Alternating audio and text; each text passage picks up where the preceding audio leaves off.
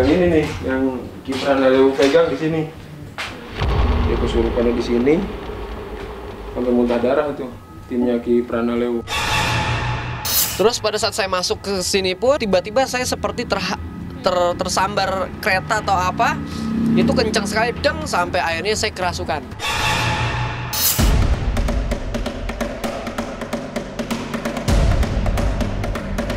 Orang mengenalnya sebagai Villa Joglo sebab bangunannya memang mengadopsi gaya rumah joglo Jawa Tengahan.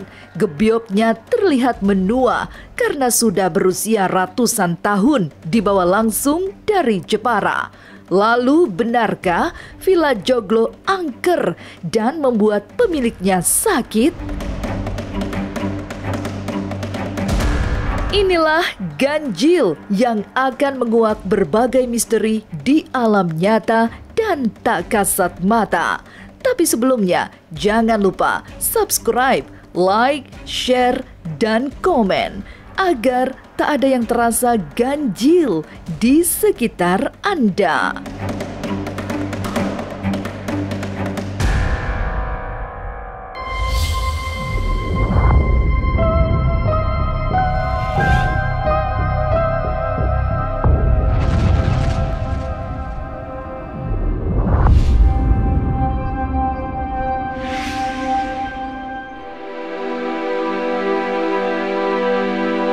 Berada di sebuah punggung bukit, Villa Joglo terlihat tak biasa. Ketuaan menyembul bukan hanya dari aura, tapi yang terlihat mata. Gebyok atau dinding rumah adalah ukiran khas Jepara yang sangat lawas. Atap rumah juga bukan genting baru, melainkan genting tempo dulu. Semua yang tua konon membuat joglo ini angker.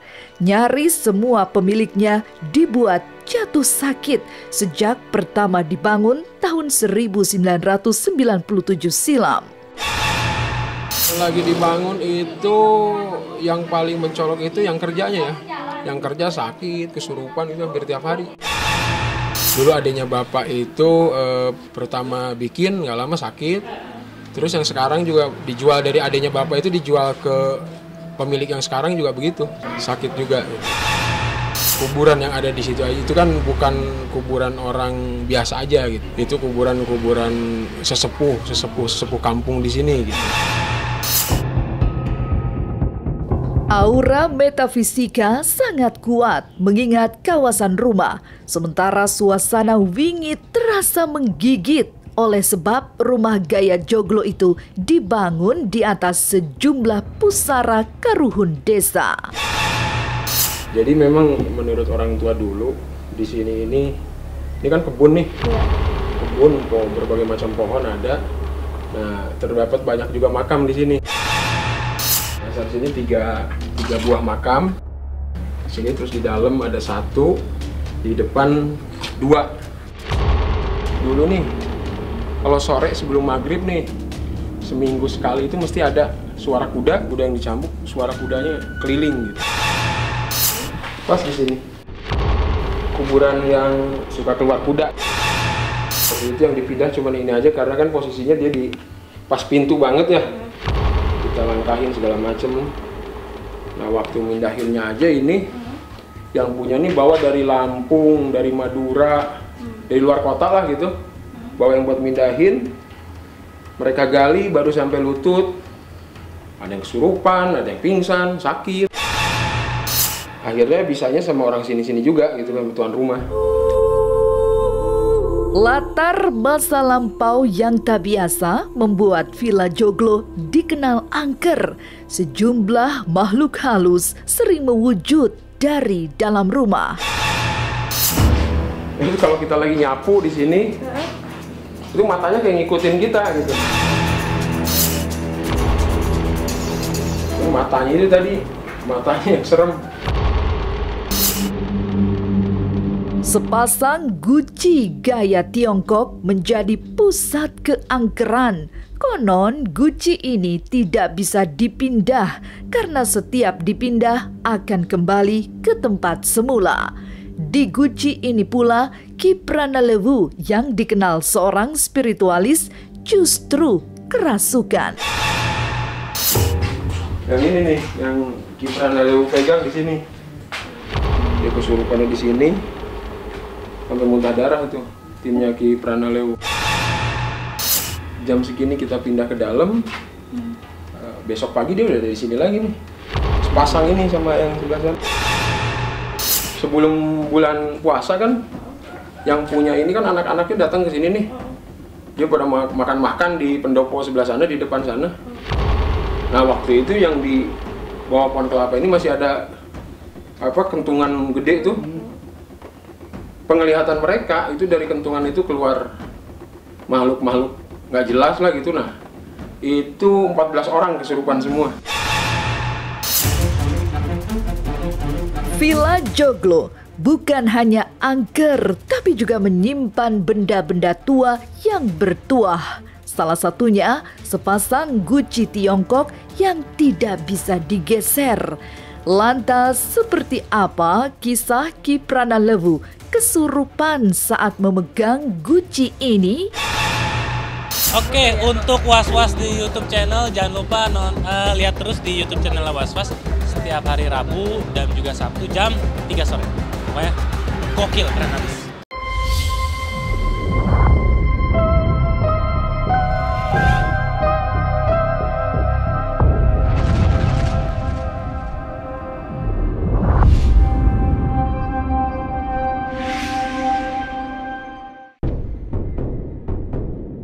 Keangkeran Villa Joglo ikut mengundang Ki Pranalewu untuk menjajal ilmu. Begitu pertama menginjak tanah rumah, yang ia lakukan adalah memutar waktu hingga ke masa lalu. Terlihat benar sejumlah kuburan tua. Terus sebelum masuk sini, saya tuh memflashback terlebih dahulu. Ternyata memang di sini ada beberapa makam. Ternyata bukan yang 4 itu sebenarnya yang memang masih ada. Tapi dulu ini banyak ada beberapa makam. Nah, terus saya tanya ke siapa? Ke Pak Lurah dan Pak RT setempat sini, ternyata dibenarkan. Pak RT sendiri tuh pernah menggali salah satu makam yang ada di depan pintu sana, di dalam sana. Terus dia bermimpi, dalam mimpinya itu dia berbicara sebelumnya. Istilahnya kalau kata orang sih kulonwun terlebih dahulu. Kalau memang dia diizinkan untuk menggali, tolong berikan petunjuk. Nah, terus dia ini mengepal-ngepal tanah sih hingga bulat, terus ditaruh, terus dia tidur nih, Pak RT tersebut. Nah, pada saat dia tidur dia bermimpi makan telur ini. Jadi tanah tersebut ini sudah menjadi telur. Nah, pada saat dia terbangun, tanah yang memang dia sudah bulat-bulat itu berubah jadi telur. Nah, karena dia takut, akhirnya dia tidak berani tuh untuk makan telur tersebut. Sampai akhirnya, coba, mungkin ini halusinasi dia. Dia mimpi, dia tidur kembali, mengharapkan ada petunjuk yang kedua. Tetapi pada saat dia tidur, dia tidak bermimpi apapun. Dan dia terbangun pada setengah 8 pagi. Tanah yang sudah menjadi telur, kembali lagi telur menjadi tanah kembali. Selesai melihat masa silam, Ki Prana melihat suasana pasar tradisional. Di sanalah ia merasa seperti disambar kekuatan sangat besar dan kerasukan. Terus pada saat saya masuk ke sini pun, saya coba berkomunikasi, saya memflashback beberapa jauh sebelum tempat ini ada. Saya justru melihat di sini tuh sebenarnya kayak pasar. Nah, pada saat saya melihat banyak orang yang berjualan menggunakan apa ya, saya nyebutnya. Jadi seperti genteng yang dibolong-bolongin itu untuk transaksi.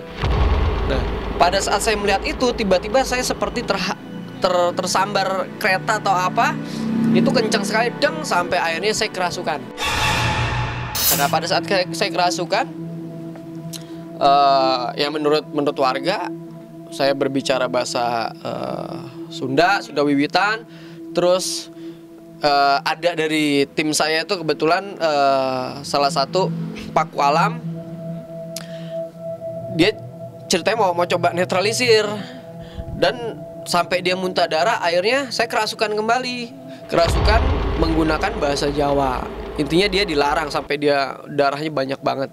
Saya masuk nggak bisa untuk melawan karena tubuh saya dikuasain sama mereka. Akhirnya saya lock diri saya. Dia nggak bisa keluar, saya nggak bisa masuk. Sampai akhirnya Pak RT sendiri bacain sesuatu, dan teman saya itu sambil membacakan doa, sampai sadarlah saya. Karena mereka ini bersembunyi di balik lukisan dan di balik keramik-keramik yang ada di tempat ini. Tentang lukisan-lukisan yang seperti memiliki energi gaib, Kiprana juga melihat itu. Apalagi benda-benda seni ini ada yang dibuat puluhan tahun silam. Setelah itu, oleh guru spiritual pemilik rumah, semua lukisan diisi dengan kekuatan tak terlihat. Lukisan-lukisan dan keramik-keramik yang ada di dalam ini memang sudah sangat lama, sudah tahunan. Bahkan saya pernah lihat ada yang dari tahun 1943, 47, 60-an, terus 50-an, itu saya sempat ngelihat nih beberapa lukisan tersebut. Karena setiap lukisan atau keramik yang ada di sana ini menyimpan energi. Akhirnya saya tanya, ini ada sesuatu nggak yang ditaruh di sini? Ternyata kata Pak Lurah dan kata Pak RT sini memang benar. Jadi guru spiritual yang punya tempat ini memang sengaja menaruh hodam-hodam di dalam lukisan dan di dalam keramik. Nah, sehingga itu yang membuat atau berdampak bahwa lukisan itu bisa mengikuti. Bahkan ada cerita kalau lukisan Nyi Roro Kidul kalau dibalik itu akan mengganggu tempat sekitarnya, dan itu disaksikan sama sebelah rumah ini, persis di sini yang sering ngeliat. Karena banyaknya entitas gaib, akhirnya yang negatif karena ini sudah cukup lama tidak ditempatin dan tidak diurus, sehingga hodam-hodam yang memang ada di dalam lukisan tersebut dan di dalam keramik, sehingga merasa tidak terurus, akhirnya mereka berontak. Jadilah mereka ini memiliki sisi negatif, sehingga sering menampakkan diri atau mengganggu warga-warga sekitar, terutama rumah ini. Sebagai praktisi spiritual, Kiprana sempat takjub dengan energi gaib Villa Joglo. Selama ini, ia juga belum pernah kesurupan di tempat paling angker sekalipun. Tapi benarkah dalam pandangannya Villa Joglo jauh lebih angker dari tempat lain? Hai Kak, jangan lupa informasi selebritis terupdate, Mantul Infotainment. Jangan lupa like, share Subscribe YouTube channel Mantul.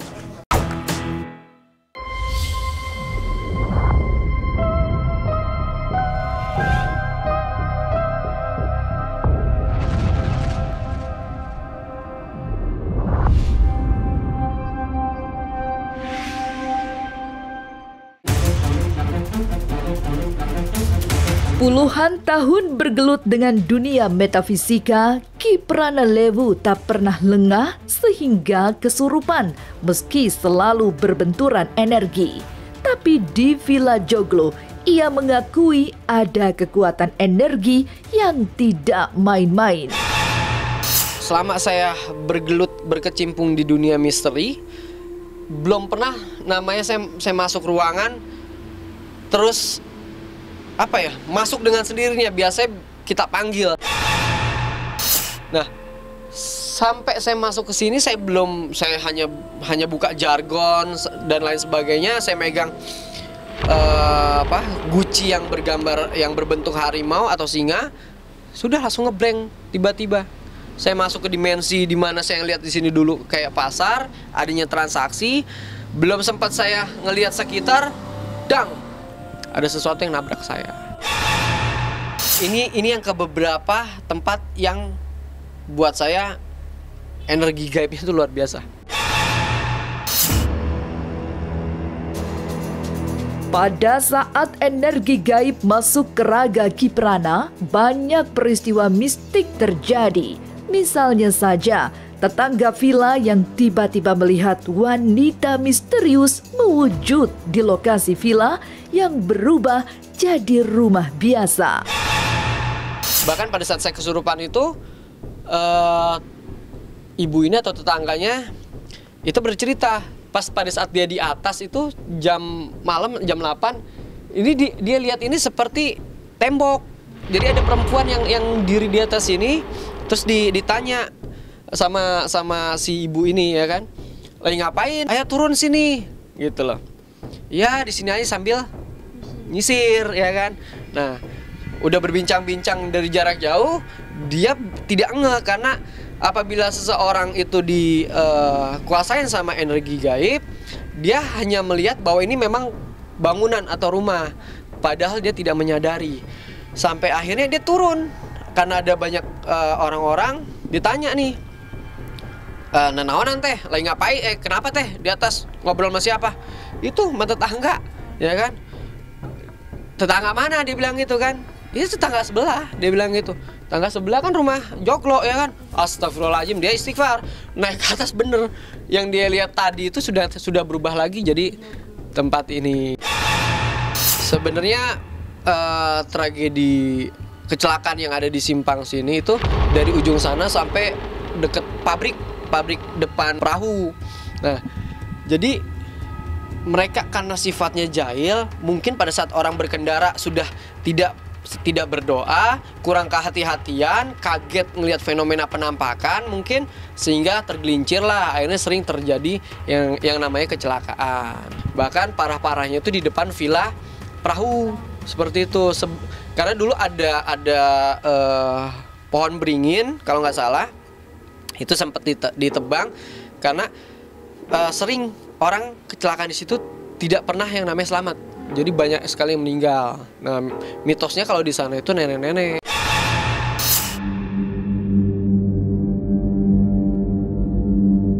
Villa Joglo yang memancarkan aura metafisika pada akhirnya memang tidak bisa lepas dari masa silam. Ketua RT setempat berkisah, makam yang dulu ia pindahkan adalah pusara leluhur desa. Dari sanalah sisa-sisa kekuatan gaib muncul. Alhamdulillah dasarnya dari pertama memang di sini ada, kakek saya bilang memang karuhun katanya, karuhun orang terdahulu di sini namanya juga Mbah Rupu. Waktu itu sampai kakek saya bilang waktu zaman Belanda aja daerah kita ini jatuh injak sama Belanda katanya gitu. Jadi kelihatan dari luar itu kalau orang lain luar dari penduduk yang ada di sini kelihatannya rawa aja gitu. Jadi kalau saya pernah ke belakang tuh terkadang suka bulu kuduk tuh udah merinding aja. Rata-rata yang sering didengar tuh tentang kuntilanak. Energi gaib yang bisa disisir dari Villa Joglo rupanya memang tidak datang begitu saja. Ia berasal dari masa silam yang sejatinya beraura positif.